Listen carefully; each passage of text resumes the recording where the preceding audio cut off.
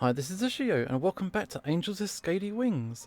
We're going to check out another mod today. This is the post-true ending. If you go to the true ending, whoever you've been dating throughout that gameplay, you'll see an extra scene with that character, apart from Lorem. Sorry, you can sit this one out, bud. So we're going to check these out. So let's have a look. I think we'll start with Adine first. Let's try her ending out first. So we're just working our way through Adine's story. Gonna have to shower. There we go. Get on to chapter 5, get some rest.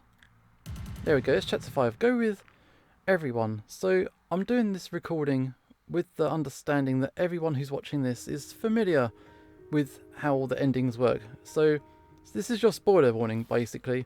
Everybody gathered and everybody going to work out this final piece to the story. I need to go back and read all this properly myself because I've forgotten a lot of the details, especially when it comes to all these characters.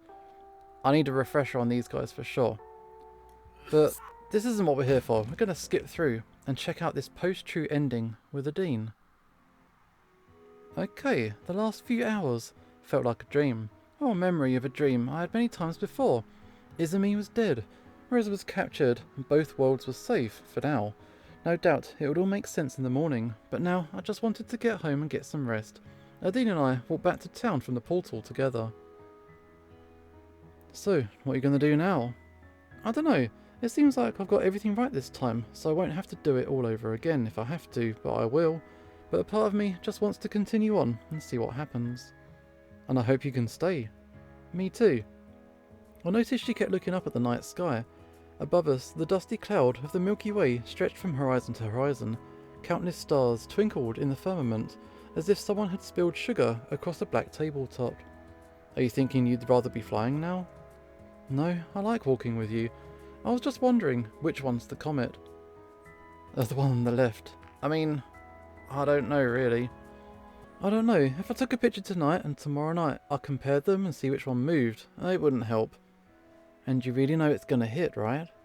You know, I never really looked up at the sky like this. I mean, I've seen it before, but I didn't really think about what's really up there. We can sit down and look if you want. I'm in no hurry now. There was a park bench close by, and we sat down next to each other. The night was cool, and since we weren't moving anymore, I shivered. Adine shifted and draped a wing over my shoulders. It was thin, but soft as a leather jacket, and surprisingly warm. Her gesture was perfectly natural, like it was something she'd do without thinking. Do nothing, reciprocate. Alright, do it as well. I put my arm around her shoulders. I could feel the individual scales under my fingers, and warmth radiating through the bulge of her flight muscles under them. She didn't say anything, but I saw the corner of her mouth curl up in a little smile as she gazed upward. Is there any way we could survive it by hiding in caves or underground or something? Not for long. You might be able to survive the initial blast, but not the winter after. When I learned about the comet in school, I heard it kicked up so much dust and rocks it blocked out the sun for years.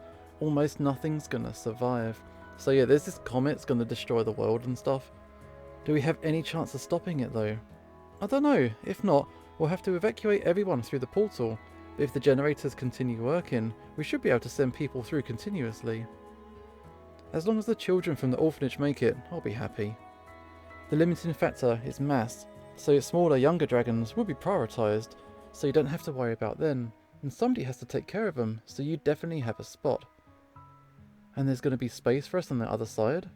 We'll find something for you. As long as you can make yourself useful, you'll be accepted. You're skilled enough, you can find work. I guess you need a waitresses too, right? Actually, I was thinking you'd make a good ambassador for your kind. Really? But I don't have any experience in that.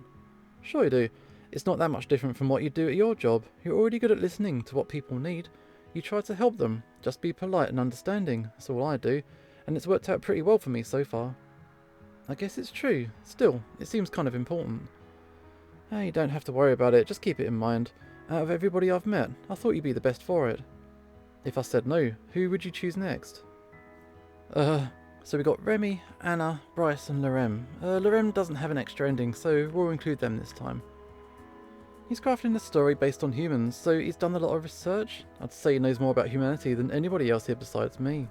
But I figured you're better at communicating with people, and you're more honest than any politician I've ever met. I think you could help our two species live together. If I could, I'd like to. I don't know if I'd be up for the responsibility though, but I'd try my best. I definitely owe you. I accept cash or credit. Yeah, do that. You're so silly. Alright, fine. But really, you don't know how much that means to me. I never really made anything for myself besides earning enough to survive. I always wanted to make a difference, but I never imagined I'd be doing something as important as this. You even talked me out of doing that flying competition. I could have seriously hurt myself. I could have died. It's partly my fault. You crashed the first time when I was there. If I wasn't, you might not have. You must have distracted me. Maybe I was just showing off or something. Still, I feel partly to blame. I don't think it's really your fault at all. Don't blame yourself over what's out of your control. Nobody can tell what's going to happen in the future. I guess I shouldn't. See, I told you you'd be a good ambassador. You're good at talking to people. Unless you could have foreseen it, if you're really from the future, maybe you've done all of this before too. Maybe, but when it happened, I didn't remember. I still don't think I understand it really. Neither do I. And I've done it who knows how many times. All I know is, there are multiple timelines, and I did them all one after the other. But I've never done this. I've never got this far before. So I could do something completely random, and you wouldn't see it coming. There was a playfulness in her eyes. It was the look a child has when they know they're up to no good. I guess not. Before I could react, she leaned forward and kissed the tip of my nose. I bet you didn't expect that. No, I didn't. When I looked at her, we were close enough I could see the stars reflected in her eyes. She suddenly pulled away. I guess we should get going. We got up and continued along the path. What else would I do in your world? That'll take up all your time. You can run the orphanage. Flying. You can do all of it. Let's go with flying.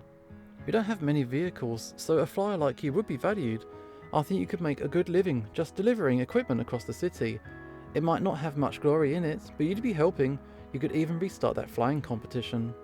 Oh, do you think humans would want to watch it? I'm sure they would. The amazing angel. No matter what, you'll be able to keep yourself busy. I wonder how humans will react when they see me. They'll probably say, oh, it's a dragon every time, and you'll know what I felt when I first arrived here. Well, I guess it would get annoying after a while. It wasn't when you said it, okay? I hadn't realised it, but we'd already arrived at my doorstep. I wondered if I should invite her in. I wanted to, but so far she hadn't given me any indication she felt the same way, apart from kissing you, but fine. Luckily, she broke the tension. What are the beaches like in your home? They're not as nice as here, but it's basically the same deal. Why'd you ask? One of these days, you'll have to teach me how to build a sandcastle, and we can enter a competition together. Yeah, looking forward to it. I put those seashells you gave me up on my bookshelf. They're really pretty. They suit you then. Really? You think I'm pretty? Of course I do. Who wouldn't? Does it matter that I'm a dragon? Well, not to me. We could call our creation Alkov? What's that? It's the castle of friendship. Am I your friend? And I thought we were more than that. Hopefully our real friendship lasts longer than a sandcastle. Let's go with a sandcastle as that's on topic. I'm sure it will. She stepped back and glanced down at the key in my hand, and then at my front door. Okay, what happened then? After being told of the comet and realising that any of their attempts to stop or redirect it would fail without the lab's generator, the Dragons Council agreed with my course of action, as did humanity.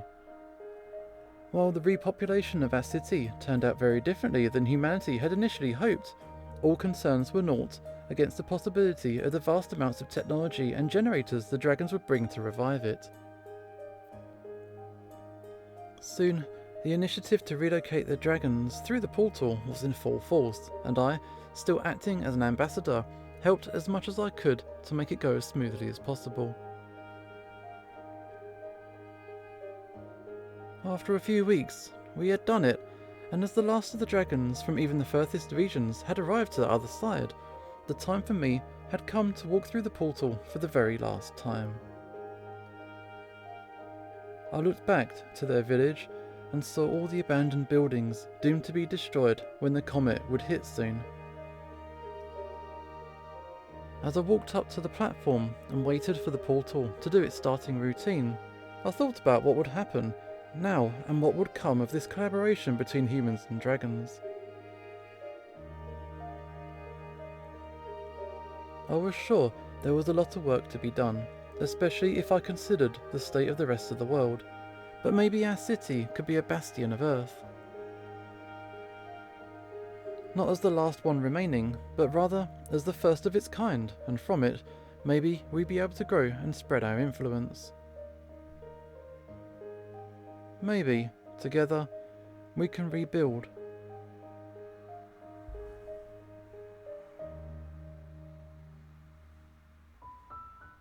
And that is Adine's ending on the post-true mod. It's kind of open to interpretation. You can think of that as you like. But yeah, that was that. I guess there are 3 more endings to check out on this mod. So this is Usho signing off, and hopefully I'll see you next time.